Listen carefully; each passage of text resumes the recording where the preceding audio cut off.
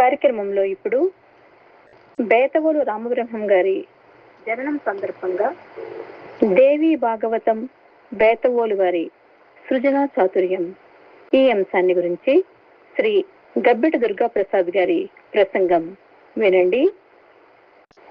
శ్రీదేవి భాగవత పురాణం, శాక్తేయ పురాణం.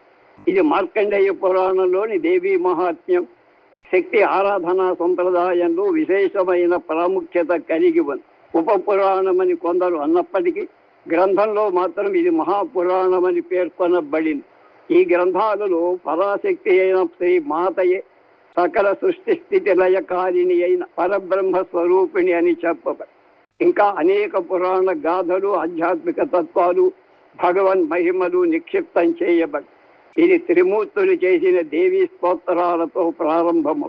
దీని మూలం వ్యాస భగవానుడు రచించిన దేవీ భాగవతం. ఇందులో 18,000 శ్లోకాలు, 12 స్కందాలు, 318 అధ్యాయాలు. ఇది సర్గ, ప్రతిసర్గ, వంశ, మన్వంతర, వంశానుచరితం అనే 5 లక్షణాలు గల మహాపురాణం. దేవి భాగవతాన్ని తెలుగులో పద్య రూపంలో, వచన రూపంలో, యథానువాద రూపంలో ప్రచురించిన వారు అనేకులు. వారిలో ముఖ్యులు శ్రీ ములుగు పాపయారాధ్యుల వాసిరెడ్డి వెంకటాద్రి నాయుడు గారి ఆస్థానంలో ఆస్థాన కవి శ్రీ మహాదేవి ఉపాసకులుగా ఉన్న కాలంలో దేవి భాగవతాన్ని మొదటిసారిగా పద్య రూపంలో తెలుగులోకి అనువదించారు. త్రిపురాణ తిమ్మనదొర గారు, కొంతవరకు శ్రీ నోరి నరసింహశాస్త్రి గారు, తిరుపతి వెంకట కవులు పద్య రూపంలో సంతరించారు. శ్రీ దాసు శ్రీరాములు గారు 1907లో 6 నెలల కాలంలో దేవి భాగవత పురాణాన్ని తెలుగులోకి పద్య రూపంలో అనువదించి మహాకవిగా పేరు పొందారు. గాయత్రి తత్వాన్ని ఆధారంగా వృత్రాసుర వధను భాగవత కథగా మత్స్య పురాణం అభివర్ణించిందని చెప్పారు. కవిరత్న కవికుల తిలక శ్రీ యామిజాల పద్మనాభ స్వామి గారు సులభ తెలుగు వచనంలో రచించారు. శ్రీ పిలక గణపతి శాస్త్రి గారు, శ్రీ అయినంపొడి గురునాథరావు గారు, శ్రీ ధూళిపాల రామ్మూర్తి గారు కూడా వచనంలో అనువాదం చేశారు. కాలం మారుతోంది.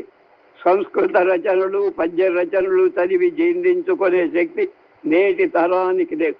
కానీ ఆస్తికత వారి నరాల్లో జీర్ణించి ఉంది. వీరిని ఆకర్షించాలంటే వచనమే, అందులోనూ సులభతరమైన వచనమే శరణ్యమని ఆంధ్ర గీర్వాణ ఉపన్యాసకులుగా, ఆచార్యులుగా లబ్ధ ప్రతిష్ఠులైన ఆచార్య బేతవోలు రామబ్రహ్మం గారు సులభ వచన రూపంగా, ఆహ్లాదంగా, ఆనందంగా చదువుకొని తొందరగా అర్థం చేసుకునే వీలుగా ఈ దేవి మహాత్మ్యాన్ని రచించారు. కేంద్ర సాహిత్య అకాడమీ వారి పురస్కారం అందుకున్న గొప్ప గ్రంథ రాజం ఇది. ఆచార్య శ్రీ సేముషి వైభవానికి, ఆంధ్ర గీర్వాణాలలో వారికున్న అపార సామర్థ్యాలు ఇది అద్దం పడుతుంది. ఒక రకంగా ఇది చేతిలో ఉన్న ఆధ్యాత్మిక నవనీతం గుటుక్కున వెంకటమే మనం చేయగలిగే అంత సులభంగా డౌన్ టు ఎత్తుగా మనకు అందించారు. దీనిని జన్మనిచ్చిన తల్లిదండ్రులకు, పునర్జన్మనిచ్చిన గురుదేవులకు అంకితం ఇచ్చి మాతా పితృ గురు రుణం తీర్చుగలరు. అప్పటికే వారికి మురారి సంస్కృత అనర్ఘరాఘవ నాటకాన్ని సురిచర వ్యాఖ్యానంతో అర్ధతాత్పర్యాలు రచించిన అనుభవం ఉండనే ఉంది. ఇప్పుడు దేవి భాగవతంలో ఆచార్య శ్రీ సృజనాత్మక ప్రత్యేకతలో సృజనాత్మకత అంటే కొత్త విలువైన ఊహలను, ఆలోచనలను, రచనలను చేసే సామర్థ్యమే సృజనాత్మకత. లక్ష్య సాధనకు కొత్త పరిష్కారాలు కనిపెట్టడం అన్నమాట. దీని వలన ప్రజలు కొత్త విధానాలలో సమస్యల పరిష్కారం సాధ్యమవుతుంది. పునరుజ్జీవన కాలంలో దీనికి కొత్త రూపు వచ్చి దీనిపై ఆసక్తి మనస్తత్వ శాస్త్ర, మానవీయ శాస్త్రాలపై ఎక్కువగా కనిపిస్తుంది. వాస్తవికత సృజనాత్మకతో కలిసి పనిచేస్తుందని అందులో నిష్ణాతులు అంటారు. సృజనాత్మకను సౌందర్యాభిరుచి పరంగా కొందరు, సామాజిక ప్రభావంగా కొందరు భావించారు. అనువాదంలో సృజన పాత్ర. అనువాదం అంటే పునఃకథనం. ఒక భాషలో చెప్పిన దాన్ని మరొక భాషలో చెప్పటం అనువాదం. అంటే మూలంలోని దాన్ని చెప్పదలుచుకున్న భాషలో సరిగ్గా సహజంగా చెప్పడం. దీనిపై అనేక అధ్యయనాలు జరిగాయి. అనువాదంలో సృజనాత్మకత అనువాదం అంటే ముక్కకు ముక్క అనువాదం కాదు. ఒక భాష నుండి మరొక భాషకు అనువాదం చేసేటప్పుడు అనువాదకుడు అసలు రచన యొక్క భావాన్ని, శైలిని, ఉద్దేశాన్ని పరిగణలోకి తీసుకుంటూ కొత్త భాషలో అదే భావాన్ని సృష్టించగలగడం. ఇది కేవలం పదాలను మార్చడం కాదు, కానీ ఒక కళాత్మక ప్రక్రియ. ఇక్కడ అనువాదకుడు తన సృజనాత్మకతను ఉపయోగించి అసలు రచన యొక్క ఆనందాన్ని, భావాలను కొత్త భాషలో కూడా సృష్టించగలడు. అంటే మన కవిత్రయ మహాభారతం లాంటిది అన్నమాట. ఇవాళ ప్రపంచమంతా సృజనాత్మక అనువాదాన్ని కోరుకుంటున్నారు. దీనినే కంటెంట్ ట్రాన్స్క్రియేషన్ అంట. ఇక్కడ ఎవరికి చెప్పాలి, వారికి మూలం ఏం చెప్పాలనుకుంటోంది అన్నది చాలా ముఖ్యం. ఇవన్నీ ఆచార్య బేతవోలు గారికి కొట్టిన పిండి నల్లేరుపై నడక. ఏ ఏ జన్మలలో ఏ దేవిని అర్చించానో నాకు ఈ జన్మలో 2 ముక్కలబ్బాయి. దానితో నీ మహిమావళి ఆకాశ గంగా సదృశ వాక్కుల అభివర్ణిస్తా, అనుగ్రహించు తల్లి అని శ్రీ రాజరాజేశ్వరి దేవిని ప్రార్థించారు అత్యంత వినయశీలురై. సాక్షాత్తు జగన్మాత ప్రధాన పాత్ర వహించిన ఈ పురాణ రాజమే అన్నారు. భక్తి ముక్తి దాయకం అని మనకు అభయం ఇచ్చారు.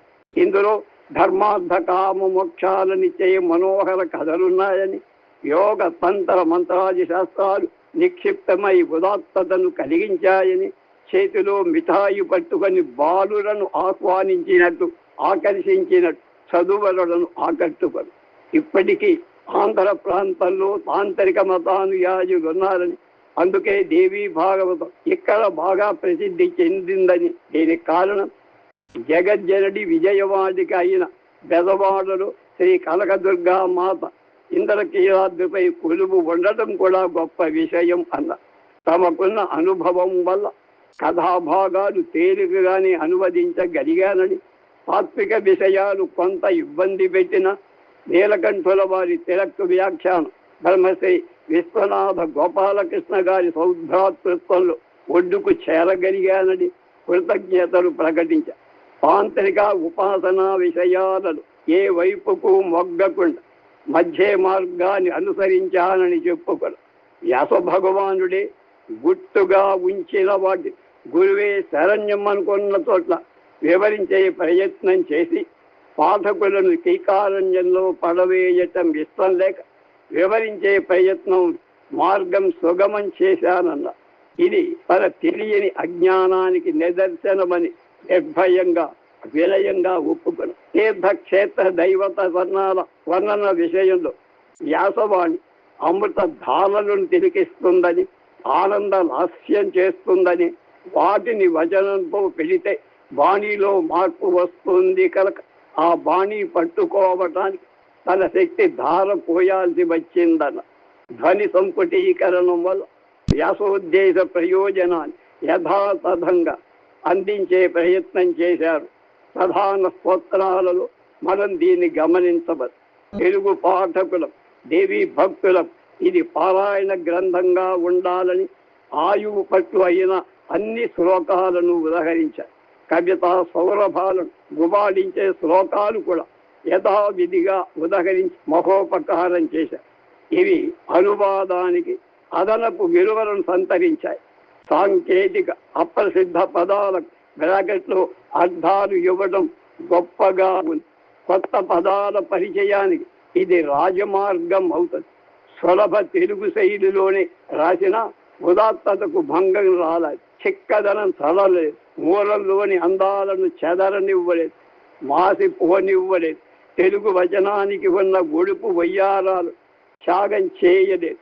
శైలి రామణీయకత కోసం కారకాన్ని మార్చుకొని అవసరమైన చోట్ల 1-2 పదాలు అదనంగా చేర్చారు. సంస్కృత మూలంలో దేనిని మార్చలేదు, ఉన్నదేది దాత్సను కూడా లేదు. యజ్ఞ చరితం దేవ్యా తత్వం లోకహితవే దివ్యాజయా కరుణయా పుత్రే మాతురి యథా తథా అన్న అమ్మ వడిలు మాతృవాత్సల్యం అనుభవించారు బేతవోలు. తృతీయ స్కంధంలో జనులకు హితమైందే సత్యం, జ్ఞానులు విముక్తులు అంతర్యజ్ఞం చేయాలి. నిర్దుష్టంగా యుక్తియుక్తంగా అత్యంత జాగ్రత్తగా యజ్ఞం చేస్తేనే సత్ఫలితాలు లభిస్తాయి. మునులకు, మోక్ష కాములకు, మహాత్ములకు, విరాగులకు పూర్ణ యజ్ఞమైన మానవ యజ్ఞం మాత్రమే చెప్పారు.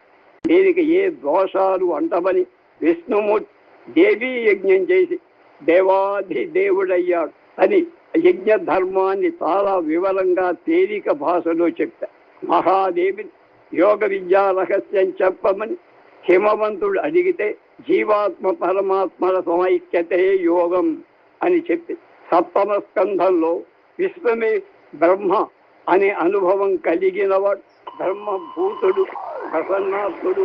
దీనికి ఉత్తమ దేవీ క్షేత్రాలను వివరిస్తూ కామాఖ్యాయోని మండలం కంటే ఉత్తమోత్తమ దేవీ స్థానం ఎక్కడా లేదు అన్నది. ధర్మం వల్ల భక్తి, భక్తి వల్ల వరం లభిస్తాయి, పరం లభిస్తాయి.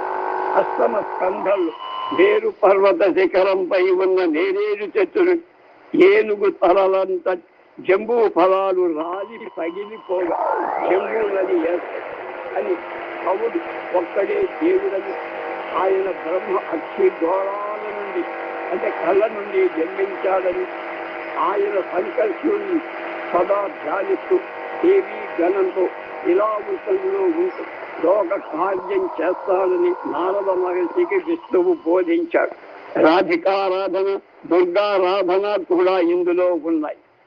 దశమ స్కంధంలో అగస్త్యుని దక్షిణ యాత్ర, స్వయంభువు వింధ్యవాసిని ఉపాసించడం, మన్వంతరాలలో వివిధ నామాలతో దేవి ఉపాసన, మహిషాసుర వధ, భ్రామరీ ఉపాసన.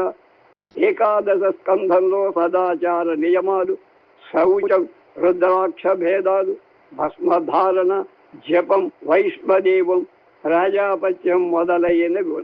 చివరి ద్వాదశ స్కంధంలో గాయత్రి మంత్రాక్షర మహిమ, కవచం, గాయత్రి హృదయం, స్తోత్రం, అష్టోత్తర సహస్రనామాలు, దీక్షా ప్రదానం, స్కందిల కుండల సంస్కారాలు, దీక్షా స్వీకారం, ఇంద్రాది దేవత దైత్యులతో యుద్ధం చేసి నిర్జించి విజయ గర్వంతో సంబరాలు చేసుకుంటుంటే కేనోపనిషత్తులోని విధంగా వారి గర్వాన్ని ఉమాదేవి అణచడం, మహాదేవి ఆత్మ ఆవిష్కారం, గాయత్రి మహిమ, దేవీ శక్తులు, పరిచారకులు, అష్టమాతృకలు, షోడశదళ పద్మం, చింతామణి గృహం, శ్రీమాత, జనమేజయుని మనశ్శాంతి, శ్రీదేవి భాగవత సరస్వతి చెప్పి సచ్చిదానంద రూపాం తాం గాయత్రీ ప్రతిపాదితాం నమామి హిరిమయీం దేవి ధియో యోన ప్రచోదయాత్ అంటూ వచన శ్రీదేవి